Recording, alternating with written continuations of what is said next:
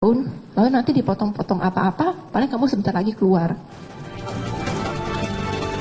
Menanggapi pernyataan Jessica, Kapolri Jenderal Pol Tito Karnavian menyatakan tawaran keringanan hukuman oleh Kombes Krisnamurti dilakukan sebagai bagian dari teknik penyidikan. Teknik tersebut dilakukan untuk mengungkap keterlibatan Jessica. Penyidik itu memiliki banyak trik sekali ya untuk melakukan melakukan pendekatan dalam rangka untuk membuat tersangka menjadi mengaku. Itu kan permainan psikologis. Pada waktu pemeriksaan itu permainan psikologis, sama seperti kalau kita ikut sidang kemarin, ya, antara misalnya penasihat hukum, jaksa, itu kan bagaimana mereka berusaha meyakinkan hakim, itulah permainan psikologis. Selain itu, Jessica juga menceritakan pengalamannya ketika menjalani hipnoterapi saat dirinya belum berstatus tersangka di Polda Metro Jaya. Saat menjalani hipnoterapi, Jessica mengaku tidak didampingi pengacara hukumnya. Saudara tertidur, sadar, nggak sadar? Pada saat itu saya masih nggak ngantuk. Begitu aja. Di notice gitu ya? Sepertinya, saya terus terang kalau ditanya saya benar-benar ngeblank Pak, lupa. Tapi saya ingat terakhir-terakhirnya saya cuma yes no gitu. Kayak ditanya apa, saya tinggal tangannya saya gini-gini. Terus lama-lama saya tidak sadar total. Lama-lama saudara tidak sadar? Itu berapa lamanya saya tidak tahu. Berapa lama pun saudara di ruangan itu nggak tahu? Ada berapa orang di ruangan itu? Waktu sebelum saya tidak sadar, saya tidak ingat Pak. Cuman ada lebih dari 2 orang sepertinya. 2 atau 3 orang, lebih dari 2-3 orang. Ya. Waktu itu saudara didampingi pengacara? Tidak. Tidak? Pengacara saya di ruangan yang lain, tidak boleh masuk bersama saya. Tidak boleh masuk? Lantas, benarkah Jessica mengalami semua yang ia nyatakan dalam persidangan? Dan apakah pernyataan Jessica akan membuka kasus baru lainnya? Tim TV One mengabarkan.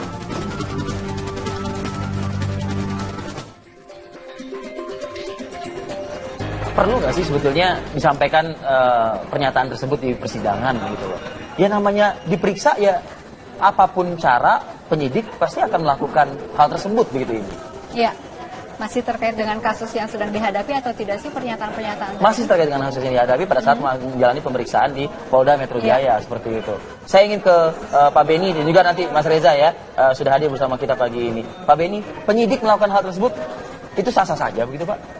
Ya, jadi dalam penyidikan bagaimana kita berupaya untuk mengorek atau mencari informasi atau mendalami suatu informasi, memang melakukan berbagai macam cara. Penting jangan dengan kekerasan, intimidasi dan sebagainya, untuk memberi pengertian, membujuk dengan sentuhan religi dan sebagainya, itu kita lakukan. Tapi pada intinya penyidik sesungguhnya tidak mengandalkan pengakuan, karena kita dalam melangkah untuk melakukan penyidikan itu, dia bungkem pun kita harus bisa membuktikan itu. Jadi kalau ini muncul sudah di akhir pemeriksaan saksi-saksi, di mana tidak mungkin lagi menghadirkan penyidik untuk cross check atau untuk mengecek kebenaran, inilah salah satu taktik yang dilakukan oleh bisa lawyer, bisa yang bersangkutan dalam rangka untuk membentuk opini lah. Bahkan dengan menyampaikan ini seolah-olah sampai seorang kombes pun mohon-mohon mendatangi, sehingga sepertinya ya dia mendirikan diri bahwa sampai gitu pun saya tidak. Melalui rilis yang disampaikan melalui medsos atau mungkin melalui forum-forum grup di WhatsApp atau apa, Komisaris Besar Polisi Krisnamurti menyampaikan penjelasannya begitu ya. Ini cukup panjang Pak, tapi beliau mengakui dalam penyidikan dikenal istilah criminal scientific identification. Apakah melakukan upaya-upaya merayu sampai mengatakan saya akan pertaruhkan jabatan saya untuk ini-gini, itu masuk dalam criminal scientific identification? Ini yang bicara adalah Kombes Pol Krisnamurti sendiri begitu Pak? Ya mungkin secara psikologis dia ingin mempengaruhi si Jessica bahwa dia seorang yang punya jabatan, posisinya pun mau turun langsung untuk mengajak, menghimbau, kemudian ya membujuk untuk memberikan pengakuan. Tetapi ini tentunya masing-masing penyidik punya style sendiri-sendiri ya. Saya sebagai pemeriksa penyidik dalam kasus teror, tentunya juga yang saya lakukan bagaimana pemeriksaan non kekerasan tanpa intimidasi, tanpa kekerasan, tapi bagaimana sampai tersangka itu dengan nyaman mengaku, bagaimana kita membangun komunikasi, bagaimana kita membangun trust, itu menjadi penting sekali. Mencecar seorang Jessica itu bukannya intimidasi, Pak?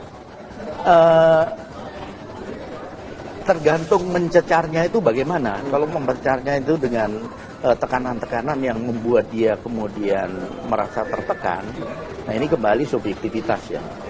Ketika itu diangkat di pengadilan ini, publik akan melihatnya, waduh, polisi kok seperti itu. Nah, itu yang dilakukan oleh Jessica di akhir-akhir Persidangan. persidangan. Iya. Diungkapkanlah ia ditahan di ruangan berapa kali berapa dengan ada tikus dan kecoa di situ dan bocor dan lain-lain. Itu diungkapkan di hampir akhir persidangan. Dan susah dikonfirmasi. Dan susah dikonfirmasi dan menjadi pembicaraan masyarakat Iya. juga. Ini membuat mungkin mau tidak mau citra polisi ternyata seperti itu memperlakukan seorang terdakwa. Ya, justru kembali saya sampaikan bahwa inilah salah satu strategi manuver yang dilakukan dalam rangka membentuk persepsi publik bahwa penyidik itu demikian. Berarti berhasil yang dibangun oleh Jessica pada saat persidangan berhasil. Sudah Saya yakin mempengaruhi opini publik. masyarakat cukup smart ya menyikapi bagaimana jalannya persidangan, bagaimana sikap Jessica ketika dia dicecar dengan pertanyaan oleh hakim, oleh jaksa, bagaimana ekspresi wajahnya sampai mulai mau nangis dan sebagainya. Saya pikir masyarakat sudah bisa memilah-milah ya, mana-mana yang dia berbohong, mana-mana yang tidak. Karena ini dengan terbuka begini malah masyarakat begitu antusias ya mengikuti step demi step, dan masyarakat pula yang akan menilai itu. Baik. Mas Reza, apa yang setengah dimainkan oleh Jessica Kumala Wongso, Mas? Tidak dimainkan. Hah? Tidak dimainkan. Kenapa Jessica belak-belakan cerita itu? Karena itulah satu-satunya kesempatan yang dia punya. Dia tidak punya kesempatan sebagai terdakwa untuk memberikan keterangan pada sesi-sesi persidangan sebelumnya. Hanya pada sesi ke-26 lah itu dia bisa mengatakan 12 jam lebih untuk 12 jam. Iya, betul. Nah, bagi saya persepsi publik terkait dengan apa yang ditampilkan oleh Jessica pada sesi persidangan nomor 26 tersebut tidak terlepas dari sesi-sesi persidangan 1 sampai 25. Oh ya. Sebelumnya bandul itu, katakanlah bandul opini publik, bahkan bandul penghakiman publik itu sudah sangat terang benderang mengatakan bahwa terdakwa adalah orang yang melakukan kejahatan. Tapi dari sesi 1 sampai 25, secara perlahan bandul itu sudah mulai bergerak. Kalau tidak bergerak ke kutub seberang, paling tidak bergerak ke kutub yang lebih di tengah. Sehingga terbuka ruang spekulasi baru. Pertama, apakah memang ada sianida? Kedua, apakah memang ini kejahatan ataukah meninggal secara wajar? Spekulasi-spekulasi itu teramunisikan, tanda petik, oleh tampilnya Jessica pada sidang 26. Ada kesebangunan di situ. Skeptisisme yang sudah mulai muncul terhadap yang tadi Mas Rifi katakan CSI, Scientific Crime Investigation, itu diberikan amunisi baru lewat keterangan Jessica kemarin. Kesaksian terdakwa sendiri begitu ya? Ya, bahwa ternyata di mana letak saintifiknya? Paling tidak muncul pertanyaan itu. Iya. Dua kubu sudah memberikan paparan saintifiknya masing-masing. Sehingga lebih netral, tidak bisa kita a priori lagi mengatakan, oke, ini pasti sudah melakukan. Apalagi polisi mendesak untuk segera mengaku sajalah dalam proses penyidikan yang berlangsung. Dalam psikologi forensik, Mas Rifi, kayak ini, simpulannya sudah jelas. Barang yang paling merusak dalam proses persidangan, itu adalah yang namanya pengakuan, kesaksian, keterangan fakta. Kenapa? Karena hal-hal semacam itu dihasilkan lewat proses daya ingat manusia. Daya ingat manusia mudah sekali untuk berbelok sana, berbelok sini, alias terdistorsi, dan juga mudah mengalami keterpecah belahan, fragmentasi. Nah, ketika kemudian otoritas penegak hukum memforsir stamina dan waktu untuk mencari yang namanya pengakuan, sehingga katakanlah menggunakan segala cara yang dimungkinkan, wah, kritisi akan bisa muncul di situ. Karena kemudian jadi kontras atau tidak konsekuen kembali, yang tadi saya katakan, di mana proses pembuktian secara saintifik dan di mana proses untuk menguber yang namanya pengakuan.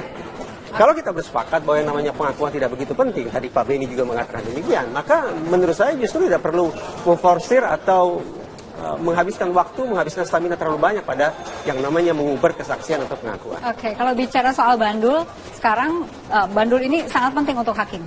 Karena hakim yang akan segera memutuskan mungkinnya dalam waktu-waktu beberapa pekan ke depan. Kita akan lanjutkan ini Pak Beni, Mas Reza, saat lagi. Lalu setelah itu hari keduanya, hari Minggu, Pak Krisnamurti masuk ke sel tersebut yang setelah lamanya saya tahu namanya sel T. Dia masuk ke sel T, lalu dia bilang, ayo Jess, saya mau ngomong gitu kan. Ya udah, saya keluar. Terus saya dibawa ke satu ruangan yang akhirnya saya tahu ruangan staff. Saya duduk di situ berhadap-hadapan, lalu pintunya dibuka. Di depan situ ada kayak meja piket penjaga. Pak Krisna bilang, duduk ya kalian di situ, liatin, jadi saya ini nggak ngapa-ngapain gitu. Terus, jadi mereka di depan, tapi mereka sepertinya tidak bisa mendengar percakapan kita. Lalu saya duduk di ruangan itu berdua dengan beliau. Lalu dia mulai mengobrol dengan saya. Pertamanya dia bilang, saya menjatuhkan harga diri saya untuk turun ke tahanan. Dia bilang, bagaimana? Saya menjatuhkan harga diri saya untuk turun ke tahanan. Kata siapa? Krisnamurti. Bapak Krisnamurti. Lalu saya diam aja. Lalu dia mulai menceritakan kalau saya itu sebenarnya bingung menangkap kamu ini bagaimana. Tapi saya berdoa dan saya yakin demi Allah saya harus menandatangani surat penangkapan kamu untuk ditahan di sini. Saya mempertaruhkan jabatan saya untuk menjadikan kamu sebagai tersangka itu. Lalu saya hanya diam saja di situ. Lama-lama lalu dia mulai bercerita, ini ganti pakai bahasa Inggris ngomongnya. Oh, bahasa Inggris pakai ya? Bahasa Inggris dia bilang, dulu saya lama kerja di PBB, katanya begitu. Saya begini-begini, lama tinggal di New York, seperti itulah. Lalu dia menunjukkan ke saya kalau saya ini sebenarnya hatinya baik. Saya punya kucing kesayangan saya di rumah. Ini ada fotonya nih, saya kasih lihat. Terus ada foto dia lagi meluk kucingnya. Ini ada 15.000 likes, katanya begitu. Terus itu di Facebook, foto Facebooknya dia sama kucing. Oh. Terus lalu dia bilang, oh ya saya baru nembak mati teroris kemarinnya, baru-baru ini. Itu kan, saya diam aja dengerin dia Pak. Terus udah gitu, dia bilang begini, kamu ngaku aja, katanya CCTV-nya udah ada, kamu menaruh sesuatu di minumannya Mirna. Itu sudah di zoom berkali-kali, dia bilang. Kalau kamu mengaku sekarang, kamu nggak akan lah dihukum mati. Seumur hidup juga saya akan nggak kasih. Paling cuma 7 tahun. Lalu nanti dipotong-potong apa-apa. Paling kamu sebentar lagi keluar. Terus kamu tahu pengacara kamu yang sepupu kamu, saudara kamu itu katanya. Dia udah nyerah sama kamu sekarang. Dia nggak akan bisa belain kamu lagi. Dan dia nggak dibayar juga kan dia sepupu kamu. Dia nanya begitu. Terus ya saya duduk bengong di situ. Saya bingung Pak. Ini orang ini maksudnya apa? Dia mau suruh saya ngaku apa? Jadi saya diam aja, saya dengerin dia. Saya yakin Pak Benny Mamoto pernah juga menyidik dengan caranya seorang Benny Mamoto seperti itu. Tapi ketika cara-cara itu diungkapkan di persidangan, Pak Benny itu rasanya gimana gitu Pak? Kalau Anda di posisi Krisnamurti? Ya, kalau saya melakukan pemeriksaan begitu ya. Ini seakan-akan menelanjangi penyidikan yang berlangsung gitu. Saya sudah harus mengantisipasi ketika di kemudian hari apa yang saya lakukan itu diungkap di pengadilan. Maka hal-hal yang itu akan merusak citra itu saya hindari. Itu kalau Pak Benny. Iya. Kalau penyidik yang lain? Nah, tentunya dalam hal ini menjadi catatan tersendiri kepada teman-teman penyidik bahwa ketika melakukan pemeriksaan juga harus sudah berpikir sejauh itu. Artinya bagaimana kalau cara yang saya lakukan ini diungkap di pengadilan. Tentunya semua sepanjang itu masih dalam koridor SOP, bagaimana cara memeriksa tersangka atau saksi. Saya pikir itu sah-sah saja. Misalkan akan diuji di sidang kode etik dan sebagainya, itu masih dalam koridor itu. Nah, memang sekali lagi saya sampaikan bahwa ya ini saksi dari penyidik udah nggak bisa sambil lagi untuk menjelaskan. Bagaimanapun yang diungkapkan entah itu jujur atau tidak, tentunya tujuannya dalam rangka untuk meringankan atau kalau boleh malah di ujung pemeriksaan ini membentuk ini itu bagaimana yang menguntungkan yang bersangkutan. Kalau ditanyakan kepada jiwa korsa, seperti itu, Anda melihat perlu tidak harus hakim memberikan kesempatan kepada penyidik untuk bersaksi juga di persidangan? Kalau menurut kondisinya sudah seperti ini, prosedurnya ini sudah habis, karena penyidik biasanya ditampilkan ketika didapati ada beberapa hal yang perlu konfirmasi dan sebagainya, maka dia ditampilkan ke depan persidangan begitu. Pak Beni, penempatan di ruang yang dikatakan selti itu manusiawi atau tidak?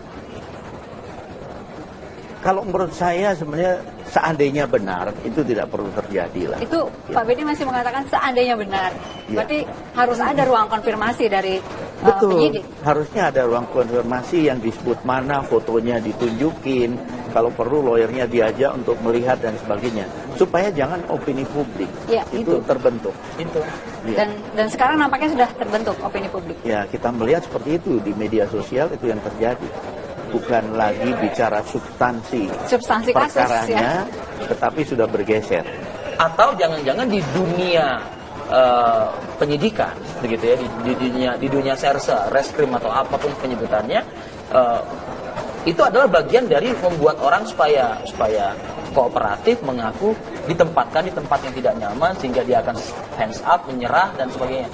Anda punya opini atau punya tanggapan terkait? Kalau era sekarang, era keterbukaan ini profesional sudah tidak tepat lagi menggunakan cara-cara itu. Kenapa tadi saya sampaikan saya sebagai seorang interrogator atau pemeriksa kasus terorisme itu saya anggap paling ekstrim lah. Orang yang dengan kekeh tidak akan mengaku karena entah berdasarkan ideologi keyakinannya sudah terlatih dan sebagainya, siap mati, siap dikerasi, toh mengaku. Nah itulah perlunya pendekatan, kalau istilah saya pendekatan multidisiplin ya. Makanya kita ngajak para penyidik ini belajar terus, tidak berhenti. Di situ perlu pendekatan psikologi, bagaimana komunikasi, kemudian bahkan budaya itu menjadi penting. Yang dilakukan oleh penyidik Jessica sudah tepat tuh berarti kalau misalnya komunikasi, psikologi dan lain sebagainya. Iya, jadi tinggal caranya. Bagaimana bisa menyentuh? Ini berbagai macam cara teknik yang bisa dilakukan sesungguhnya, yang elegan dan justru yang bersangkutan malah muncul trust. Itu menjadi penting. Baik, Mas Reza, kalau tadi dikatakan oleh Mas Reza ya soal bandul ya ini ya, perlu sekali lagi nih, perlu tidak ada pembanding dari pernyataan yang kecenderungan ini menguntungkan dong ya pihak dari Jessica sendiri gitu, karena momentum penempatan kesaksian itu adalah bagian dari akhir. Anda untuk menjadikan keberimbangan psikologis penonton, masyarakat yang menyaksikan persidangan tersebut, perlu tidak? Tidak perlu. Tidak perlu? Tidak perlu. Kita harus berasumsi bahwa hakim adalah manusia sepenuhnya rasional. Rasionalitas sempurna, itu dalam bahasa teori. Biarlah hakim yang betul. Jadi betapapun suasana hati, mood hakim digedor sedemikian rupa sampai tengah malam buta, tapi kalau kita berasumsi bahwa hakim kemudian bekerja dengan rasionalitas sempurna, maka itu tidak akan berpengaruh banyak. Rasionalitas sempurna itu artinya masih akan mempertimbangkan 1 sampai dengan 25. Betul. Rasionalitas sempurna semacam itu. Walaupun juga tidak terpungkiri ada yang namanya public opinion model. Bahwa ternyata hakim itu ketika menjatuhkan putusan, di samping melihat berkas, di samping mencermati ulang berbagai macam keterangan dan bukti. Ya, betul. Tapi toh mereka juga nonton TV One, mungkin gitu ya, dan barangkali terpengaruh. Jadi bandul publik dengan bandul hakim seharusnya terpisah. Semestinya hanya ada bandul hakim. Semestinya hanya ada bandul hakim. Tapi mau tidak mau sekarang kan masyarakat ikut terlibat karena menonton. Karena pada akhirnya hakim adalah manusia, publik juga manusia, terjembatani oleh media, maka secara teoritis bisa saja keduanya berinteraksi satu sama lain. Nah, kalau bagi saya, bagaimana kemudian kita menakar atau menyikapi keterangan terdakwa pada sesi terakhir tersebut? Kalau Pak Beni fokus pada cara ya, prosedur, norma, etika dan seterusnya. Kalau bagi saya menakarnya adalah pada hasil. Coba kita lihat, selama Jessica memberikan keterangan, hasil dari berbagai macam teknik interogasi tersebut tidak efektif. Buktinya apa? Buktinya adalah berbagai macam keterangan yang sudah tercantum secara tertulis di dalam berita acara pemeriksaan dianulir oleh Jessica selama persidangan. Ya namanya membela diri dia. Oh, apapun itu, berarti kita bisa melihat bahwa ternyata pendekatan atau proses interogasi yang dibangun dan kemudian berujung pada hasil berupa berita acara pemeriksaan tidak cukup kuat untuk mengunci terdakwa agar memberikan keterangan yang sebangun dan seruang dengan isi BAP tersebut. Nah, permainan psikologisnya kan bisa kita pilah menjadi 3 ya menurut saya. Pertama, pengisolasian, baik secara fisik maupun secara psikis. Ketika psikis dikatakan saudara sepupu kamu tidak bisa berbuat apa-apa lagi, itu kan berusaha untuk mengungkung, mengungkung atau mengisolasi. Kemudian memainkan polisi yang baik, good cop, saya punya kucing dan seterusnya. Gagal, main bad cop, polisi yang keras, saya bunuh teroris dan seterusnya. Tapi lagi-lagi pendekatan yang dilakukan baik itu pengisolasian psikis maupun fisik, kemudian good cop, kemudian bad cop, ternyata hasilnya menurut saya tidak positif. Karena bukan terbukti, karena terlihat oleh kita di persidangan, Jessica menganulir hampir seluruh isi BAP yang sudah tercantum secara tertulis. Oke, itu upaya-upaya dari terdakwa, upaya JPU juga ada, upaya kuasa hukum juga ada, tinggal hakim ini. Iya. Hakim ini yang ditunggu nih. Hakim saya rasa mungkin tidak akan mempertimbangkan 12 jam saja, tapi berjam-jam dalam 1 sampai dengan 25 materi persidangan tentu akan menjadi pertimbangan oleh hakim juga. Sekali lagi, kalau kita sepakat bahwa pengakuan itu sekunder sifatnya, yang paling utama adalah pembuktian secara saintifik, maka sesi 1 sampai 25 sesungguhnya yang paling menentukan. Baik, Mas Reza, terima kasih. Kita tunggu apa nanti yang diputuskan oleh hakim. Masih harus sabar dulu ya. Ya, sabar sih. Masyarakat. Lalu dia mulai mengobrol dengan saya. Pertamanya dia bilang, saya menjatuhkan harga diri saya untuk turun ke tahanan. Dia bilang. Bagaimana? Saya menjatuhkan harga diri saya untuk turun ke tahanan. Kata siapa? Krisnamurti, Bapak Krisnamurti. Lalu saya diam aja. Lalu dia mulai menceritakan kalau saya itu sebenarnya bingung menangkap kamu ini bagaimana, tapi saya berdoa dan saya yakin demi Allah saya harus menandatangani surat penangkapan kamu untuk ditahan di sini. Saya mempertaruhkan jabatan saya untuk menjadikan kamu sebagai tersangka itu. Lalu saya hanya diam saja di situ. Lama-lama lalu dia mulai bercerita, ini ganti pakai bahasa Inggris ngomongnya. Oh, bahasa Inggris pakai ya. Bahasa Inggris dia bilang, dulu saya lama kerja di PBB, katanya begitu. Saya begini-begini, lama tinggal di New York, seperti itulah. Lalu dia menunjukkan ke saya kalau saya ini sebenarnya hatinya baik. Saya punya kucing kesayangan saya di rumah. Ini ada fotonya nih, saya kasih lihat. Terus ada foto dia lagi meluk kucingnya. Ini ada 15.000 likes, katanya begitu. Terus itu di Facebook, foto Facebooknya dia sama kucing. Terus lalu dia bilang, oh ya saya baru nembak mati teroris kemarinnya, baru-baru ini. Itu kan. Saya diam aja dengerin dia, Pak. Terus udah gitu, dia bilang begini, kamu ngaku aja, katanya. CCTV-nya udah ada, kamu menaruh sesuatu di minumannya Mirna. Itu sudah di zoom berkali-kali, dia bilang. Kalau kamu mengaku sekarang, kamu nggak akan lah dihukum mati. Seumur hidup juga saya akan nggak kasih. Paling cuma 7 tahun, lalu nanti dipotong-potong apa-apa, paling kamu sebentar lagi keluar.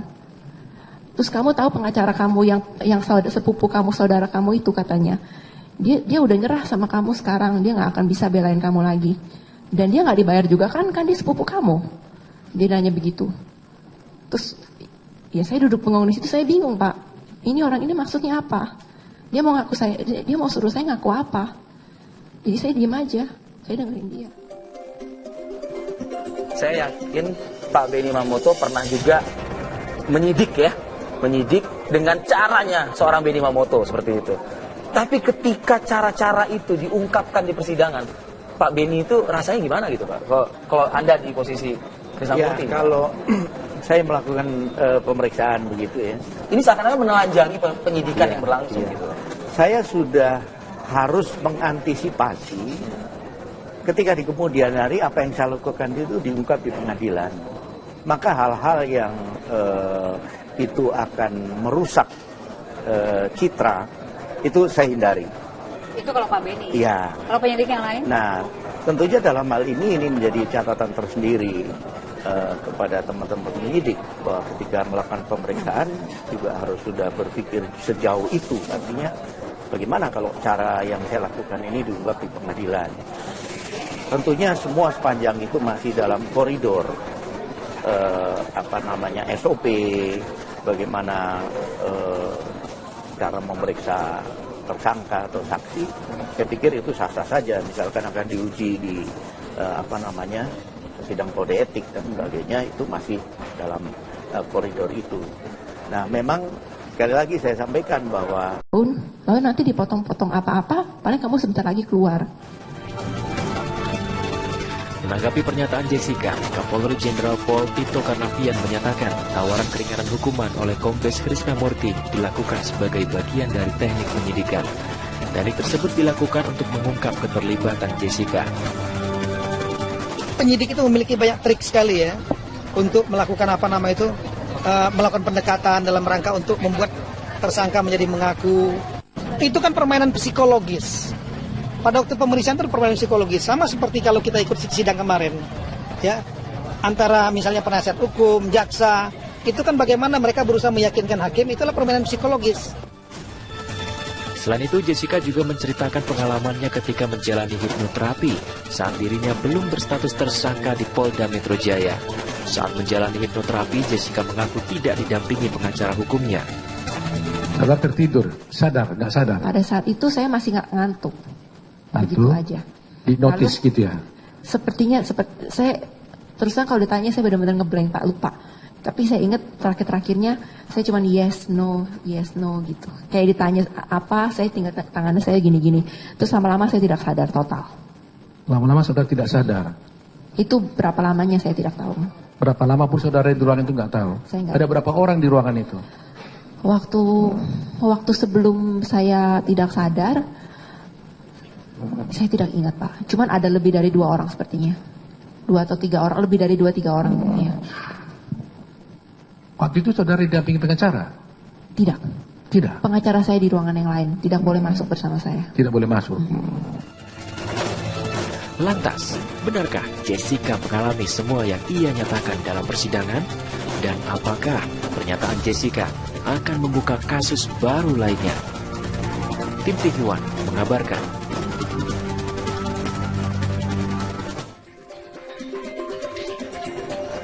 Perlu nggak sih sebetulnya disampaikan pernyataan tersebut di persidangan gitu loh? Ya namanya diperiksa ya, apapun cara penyidik pasti akan melakukan hal tersebut begitu ini. Iya. Masih terkait dengan kasus yang sedang dihadapi atau tidak sih pernyataan-pernyataan? Masih terkait dengan kasus yang dihadapi pada saat menjalani pemeriksaan di Polda Metro Jaya seperti itu. Saya ingin ke Pak Beni dan juga nanti Mas Reza ya, sudah hadir bersama kita pagi ini. Pak Beni, penyidik melakukan hal tersebut itu sah-sah saja begitu Pak? Ya, jadi dalam penyidikan bagaimana kita berupaya untuk mengorek atau mencari informasi atau mendalami suatu informasi, memang melakukan berbagai macam cara. Yang penting jangan dengan kekerasan, intimidasi dan sebagainya. Untuk memberi pengertian, membujuk dengan sentuhan religi dan sebagainya, itu kita lakukan. Tapi pada intinya penyidik sesungguhnya tidak mengandalkan pengakuan. Karena kita dalam melangkah untuk melakukan penyidikan itu, dia bungkem pun kita harus bisa membuktikan itu. Jadi kalau ini muncul sudah di akhir pemeriksaan saksi-saksi, di mana tidak mungkin lagi menghadirkan penyidik untuk cross check atau untuk mengecek kebenaran, inilah salah satu taktik yang dilakukan oleh bisa lawyer, bisa yang bersangkutan dalam rangka untuk membentuk opini lah. Bahkan dengan menyampaikan ini seolah-olah ya ini saksi dari penyidik udah nggak bisa sambil lagi untuk menjelaskan. Bagaimanapun yang diungkapkan, entah itu jujur atau tidak, tentunya tujuannya dalam rangka untuk meringankan atau kalau boleh malah di ujung pemeriksaan ini membentuk opini itu bagaimana yang menguntungkan yang bersangkutan. Kalau ditanyakan kepada jiwa korsa, seperti itu. Anda melihat perlu tidak harus hakim memberikan kesempatan kepada penyidik untuk bersaksi juga di persidangan? Kalau menurut kondisinya sudah seperti ini, prosedurnya ini sudah habis, karena penyidik biasanya ditampilkan ketika didapati ada beberapa hal yang perlu konfirmasi dan sebagainya, maka dia ditampilkan ke depan persidangan begitu. Pak Beni, penempatan di ruang yang dikatakan selti itu manusiawi atau tidak? Kalau menurut saya sebenarnya seandainya benar itu tidak perlu terjadi lah. Itu ya. Pak Beni masih mengatakan seandainya benar. Ya. Berarti harus ada ruang konfirmasi dari Betul, penyidik. harusnya ada ruang konfirmasi yang disebut mana, fotonya ditunjukin, kalau perlu lawyernya diajak untuk melihat dan sebagainya, supaya jangan opini publik Ya, itu terbentuk. Itu. Ya. Dan sekarang nampaknya sudah terbentuk opini publik. Ya, kita melihat seperti itu di media sosial itu yang terjadi. Bukan lagi bicara substansi Substansi kasus perkaranya, ya. tetapi sudah bergeser. Atau jangan-jangan di dunia penyidikan begitu ya, di dunia serse, reskrim atau apapun penyebutannya, itu adalah bagian dari membuat orang supaya kooperatif, mengaku, ditempatkan di tempat yang tidak nyaman sehingga dia akan hands up, menyerah dan sebagainya. Anda punya opini atau punya tanggapan terkait? Kalau era sekarang, era keterbukaan ini Profesional. sudah tidak tepat lagi menggunakan cara-cara itu. Kenapa tadi saya sampaikan, saya sebagai seorang interrogator atau pemeriksa kasus terorisme, itu saya anggap paling ekstrim lah.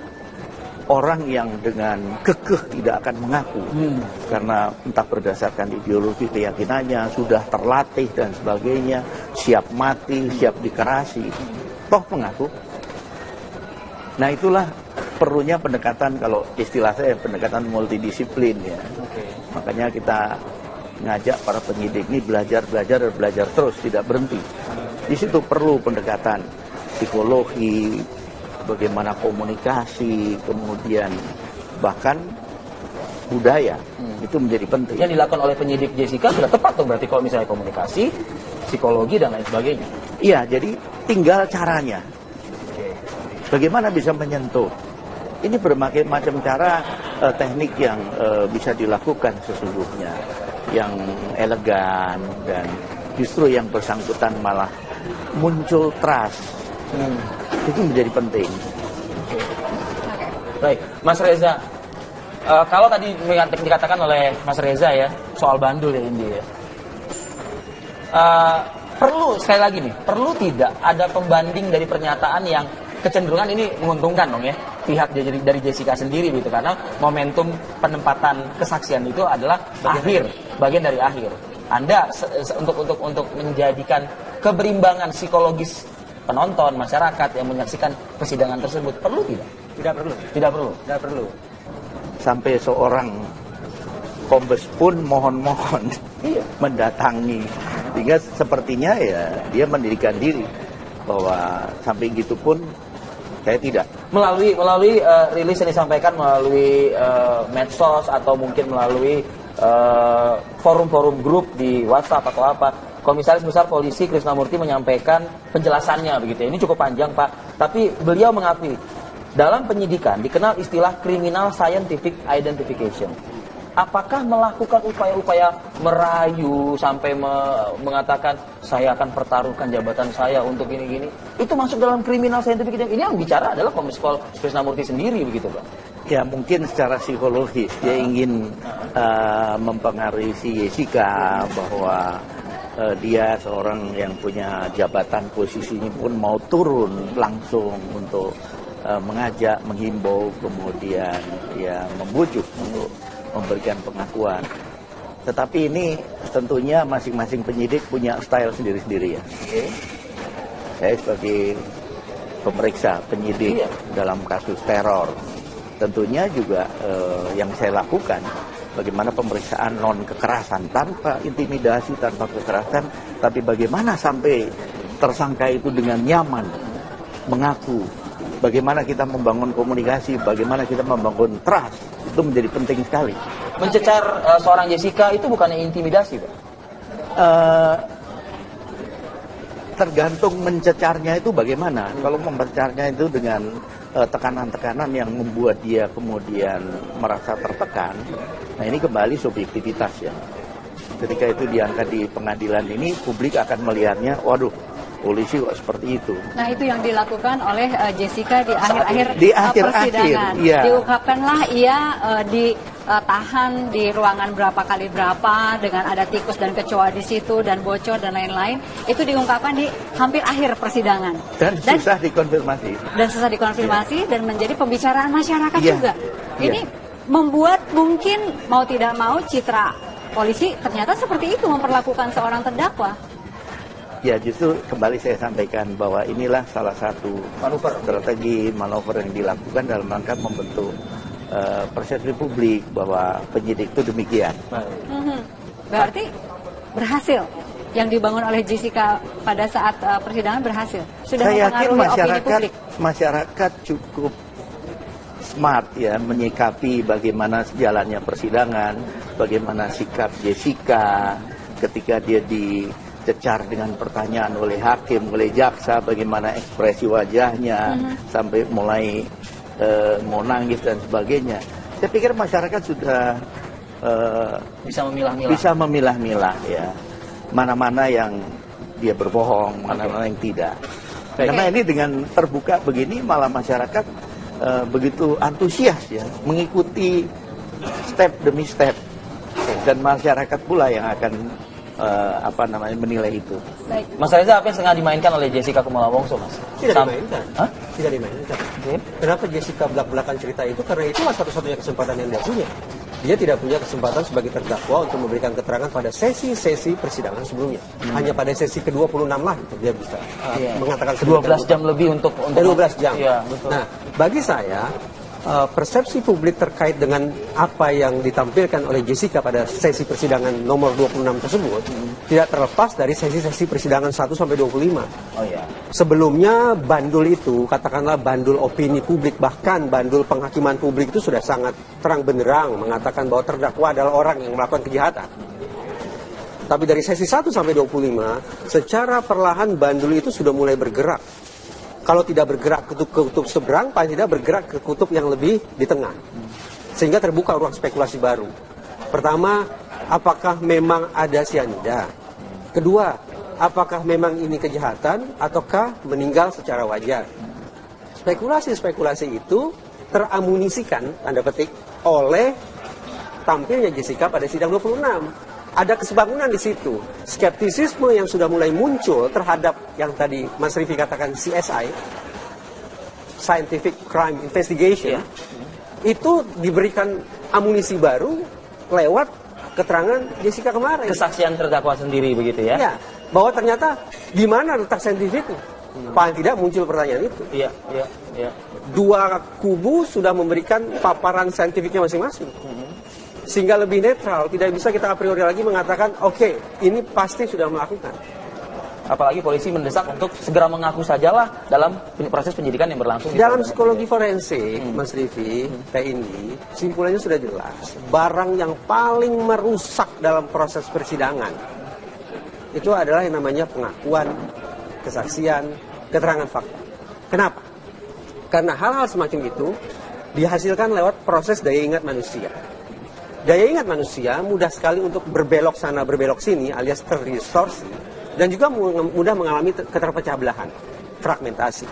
Nah, ketika kemudian otoritas penegak hukum memforsir stamina dan waktu untuk mencari yang namanya pengakuan, sehingga katakanlah menggunakan segala cara yang dimungkinkan, wah, kritisi akan bisa muncul di situ.